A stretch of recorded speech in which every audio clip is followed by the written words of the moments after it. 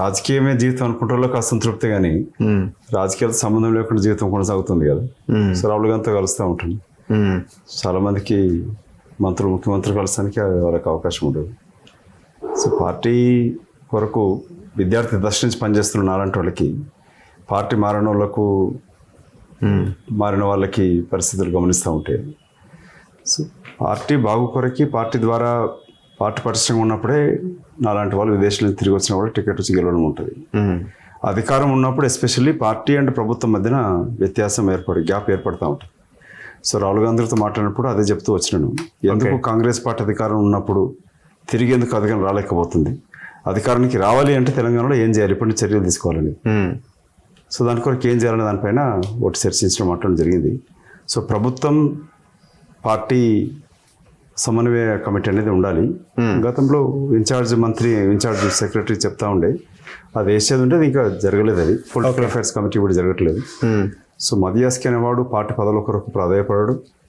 పదవి వచ్చిందా లేదని ఎప్పుడు మాట్లాడారు రాహుల్ గాంధీతో? మీరు ఎప్పుడు మాట్లాడారు? జస్ట్ 10 days బ్యాక్ మాట్లాడే కదా. మీరు వెళ్ళి కలిసారా? ఫోన్ లేదు, డైరెక్ట్ కాదు. ఓకే, కలిసారు. ఏం చెప్పారు ఆయన? సాటిస్ఫైడా? ఇక్కడ ఉన్న నిర్మాణం పైన మాట్లాడింది ఆగస్టులో. ఓకే, మొన్న మాట్లాడింది కులగణన పైన జరుగుతున్న సర్వే జరిగినాక తెలంగాణ రాష్ట్రాన్ని ఒక ఉదాహరణ రాష్ట్రంగా, దేశంలోనే ఒక ఐడియల్ స్టేట్ గా నిర్మించాలి. కులగణన జరిగినాక దాన్ని జస్ట్ కులగణన చేస్తే సరిపోదు కదా, కాస్ట్ సెన్సస్ తోటి పర్యవసానం తర్వాత ఏం చేయాలనే దానిపైన వారు షేర్ చేయాలని ఉన్నారు. సో ఆయన అనుకునేది ఏంటంటే దేశ సంపదని పంచడంలో తెలంగాణలో చేసిన కాస్ట్ సెన్సస్ తోటి ఏ విధంగా చేయొచ్చు. చాలామంది నాలాంటి బీసీ యోధులంతా మాట్లాడేదంటే సంఖ్య ఎంత ఉన్నది, 42%, 40%, 50% అని మాట్లాడుతూ ఉంటారు. ఈ ఇవాళ మధ్యన సారకుంభకం ఎదుర్కొన్న సోదరు కూడా వచ్చి బయటకు వచ్చి బీసీని ఎత్తుకొని మాట్లాడుతూ ఉన్నది తన యొక్క ఉనికిని చాటుకోవడానికి కొరకు. సో నిజంగా కాంగ్రెస్ పార్టీ నుంచి రాహుల్ గాంధీ గారు కోరుకునేది దేశ సంపదలో ఉన్న అత్యధిక జనాభాకి ఏ విధంగా పంచి ఇవ్వాలి. లేక నిర్మలా సీతారామన్ని అల్వా చేయడంలో ఉన్న దళితులు ఎంతమంది ఉన్నారు, ఓబీసీలు ఎంతమంది ఉన్నారని ప్రశ్నించినప్పుడు తెలంగాణలో కూడా అదే ప్రశ్న వస్తుంది కదా. తెలంగాణ పరిపాలనలో కూడా, ప్రభుత్వంలో కూడా, పదవులలో కూడా ఎంతమంది దళితులు ఉన్నారు, ఎంతమంది ఓబీసీలు ఉన్నారు, ఎంతమంది అగ్రకుల పేదలు ఉన్నారు అనేది జరగాలి కదా. నా పాయింట్, నా క్వశ్చన్ ఒకటే, పదవులే పంచలేని మీ పార్టీ సంపదని పంచేంత ధైర్యం ఉందా? సంపదని పంచేంత ధైర్యం చేస్తుందా? పదవులే పంచలేకపోతున్నారు కదా. పదవులు పంచలేకేం లేదు, ప్రభుత్వం లేదు. ఇది టిపికల్గా ఏ ప్రభుత్వం ఎక్కడున్నా కూడా ఇది జరుగుతూ ఉంటుంది. ఎందుకంటే 10 ఏళ్ళు కష్టపడ్డ కార్యకర్తలకి కేసులు పెట్టుకొని ఉన్న ఆస్తులు అమ్ముకొని పనిచేసినోడికి పదవి రాగానే ఏ రాష్ట్రం, కాంగ్రెస్ కానీ మిగతా రాష్ట్రాల్లో కూడా పదవులు ఉన్నప్పుడు ఆ ముఖ్యమంత్రులు ఏం చేస్తూ ఉంటారంటే ప్రభుత్వం ఇట పదవులు వంచేసేస్తే మీద అసంతృప్తి పెరుగుతుందనో, అది రాంగ్. అది నేను గత రాజశేఖర్ గారు ఉన్నప్పుడు కూడా వెంటనే పదవులు ఇచ్చడంలో కూడా అప్పటి నుంచి పోరాటం చేయడం జరిగింది. ఇప్పుడు కూడా నిన్న మనం కలిసినప్పుడు ఎన్ఎస్యుఐ నాయకులు కలిసినారు. వాళ్ళ పైన ఉన్న కేసులన్నీ కూడా అన్నీ కూడా ఉద్యమంగా తెలంగాణ 10 ఏళ్ల కాలంలో PRS పైన పోరాటం చేయడంతో కదా ఆ కేసులు ఇంకా ఉపశమనం జరగలే. కొన్ని విత్డ్రా చేసుకోవచ్చు, కొన్ని లాయర్గా చెప్తుంటే కొన్ని పిటిషన్స్ చేయాల్సి ఉంటుంది.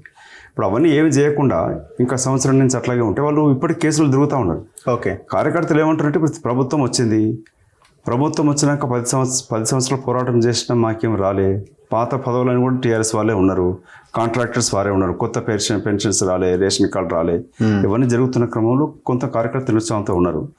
వాళ్ళని సమాయత్తం చేయాలంటే పదవులు పంచాలి, ప్రభుత్వంలో భాగస్వామ్యం చేయాలి, ప్రభుత్వ పథకాలను ప్రచారం చేయడం ఎవరు చేస్తాడు? బీఆర్ఎస్ బీజేపీ చేయరు కదా, కాంగ్రెస్ పార్టీ కార్యకర్తలు చేయాలి.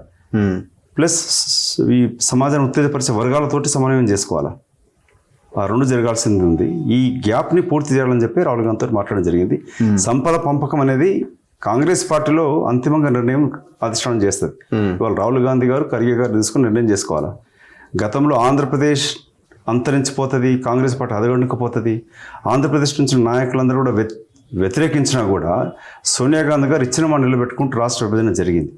అది ఇంకా ఏ నాయకుడు, ఏ బీజేపీ, ఇంకా ఏ పార్టీ కూడా చేరదు.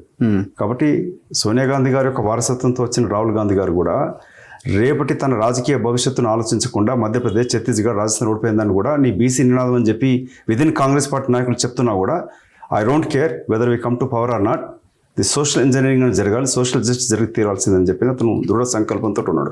అతను దృఢ సంకల్పంతో ఉన్నాడు కాబట్టి తెలంగాణ కూడా ఈ కాన్స్టిట్యూన్సీ జరిగింది.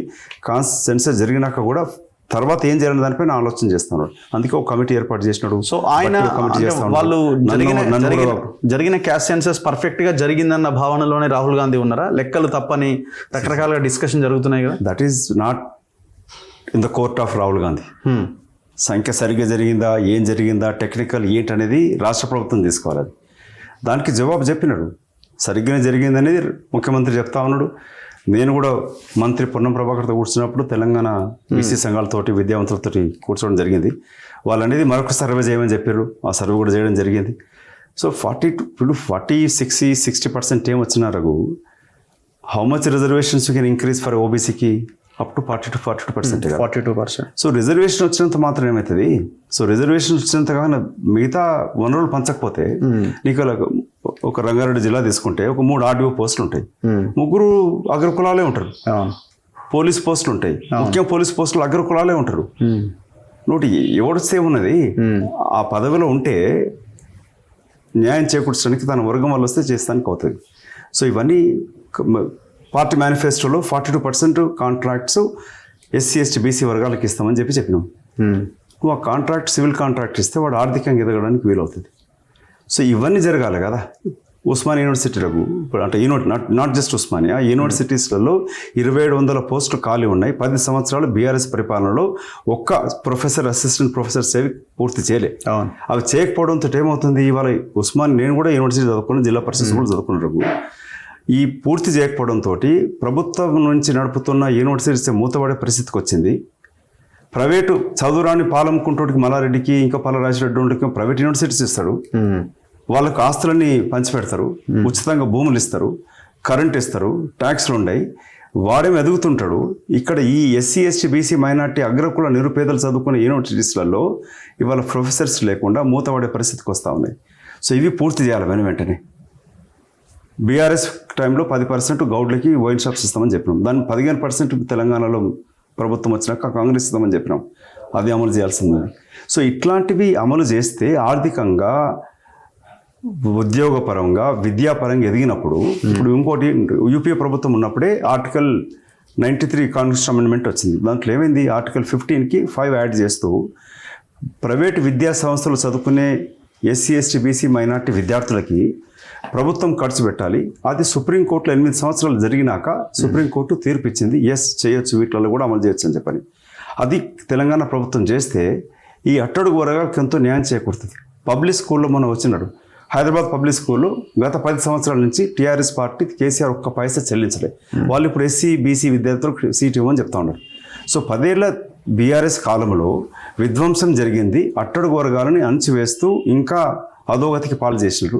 తెలంగాణలో ప్రభుత్వం ఏర్పడ్డాక ప్రజాప్రభుత్వం అంటున్నప్పుడు ఈ సామాజిక న్యాయం చేకూర్చాల్సిన అవసరం ఉంది. అది చేసి తీరుతుందనే నమ్మకం ఉంది. చేయించడానికి కొరకు ఇటు ప్రభుత్వం స్పందిస్తుంది, అటు అధినాయకత్వం కూడా స్పందించి తగు చర్యలు తీసుకుంటాయి.